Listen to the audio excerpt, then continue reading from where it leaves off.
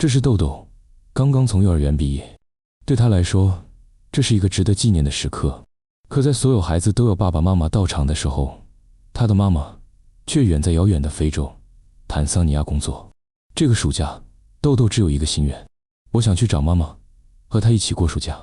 可是，一个孩子真的能独自前往非洲见妈妈吗？今天我们就来一起探讨豆豆的心愿是否可行，路上会遇到哪些困难，成功的可能性有多大。1.1 签证与出境问题。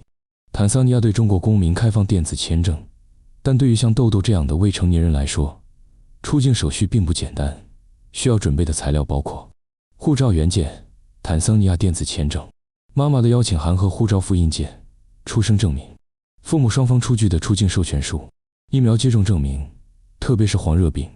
困难分析。豆豆是单独出行，需要得到父母双方授权，尤其要通过中国边检的未成年人出境审查。如果由他人陪同，还需授权书及陪同人身份证明。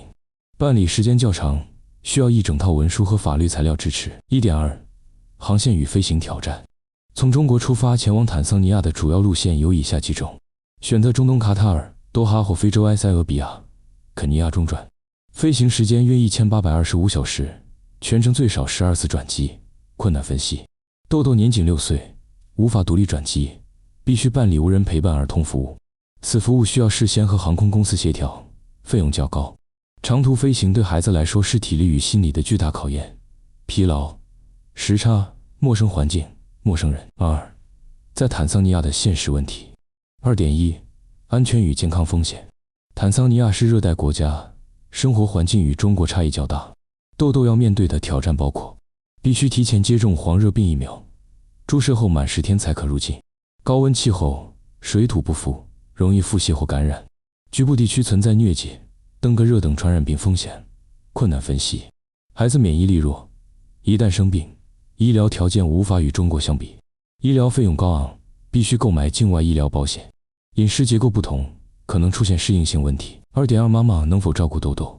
豆豆妈妈在坦桑尼亚工作的情况是关键。如果她有固定住所、稳定生活，那么豆豆可以与她短期团聚。但如果妈妈在驻外项目组或偏远地区，条件会复杂很多。可能存在的问题：工作时间限制，是否能照顾豆豆全天候起居，居住条件是否适合孩子，是否有儿童安全设施，当地语言主要是斯瓦希里语，豆豆无法听懂沟通，有时连超市都无法读字句。3.1 出行总费用估算。假如豆豆由父母一方或亲属陪同，全程费用往返大致如下：项目费用人民币，飞机票，儿童加成人16000到24000元；坦桑尼亚签证300元每人；疫苗体检费用800到1500元；保险与应急费用2000元；境外生活开销2到3周3000元。总计预算2万到3万元人民币。如果家庭经济条件一般，这笔支出是沉重的负担，尤其对于单亲或外派家庭。4. 情感动力与心理影响。4.1 情感需求是真实的。小孩子正处于依恋心理最强的阶段，他刚从幼儿园毕业，这本是值得和家人一起庆祝的时刻。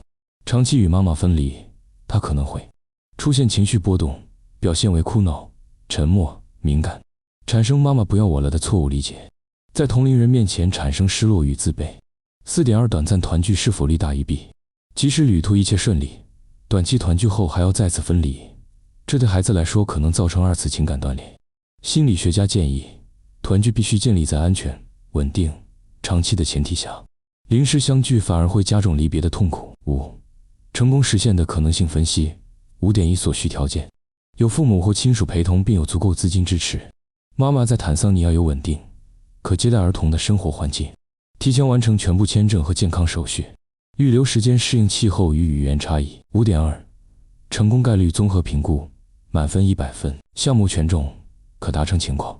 成功可能性：法律手续与签证30%，难度较高18-30%；健康与安全20%，需周密安排20%-14%；经济条件25%，需评估家庭能力25%-12%；妈妈接待条件15%，取决于工作安排95%；情感价值10%，非常强绅士。综合评分63-100，属于可以实现但风险较高的状态。6、替代方案与长远考虑。为了兼顾情感需求与现实条件，建议：1、虚拟团聚计划，每周定时视频通话，妈妈录制日常视频发回家，增强陪伴感。家人一起做妈妈的日记小画册，培养情感联系。2、妈妈申请短期回国探亲，如果单位允许，可由妈妈回国与孩子共度2到3周暑假，相对更安全，成本更低。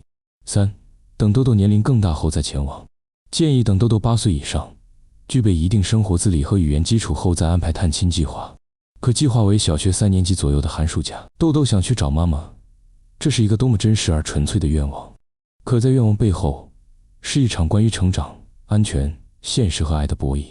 我们无法武断地说可以或不可以，但我们知道每一个像豆豆这样的孩子都在用自己的方式在寻找妈妈的温暖。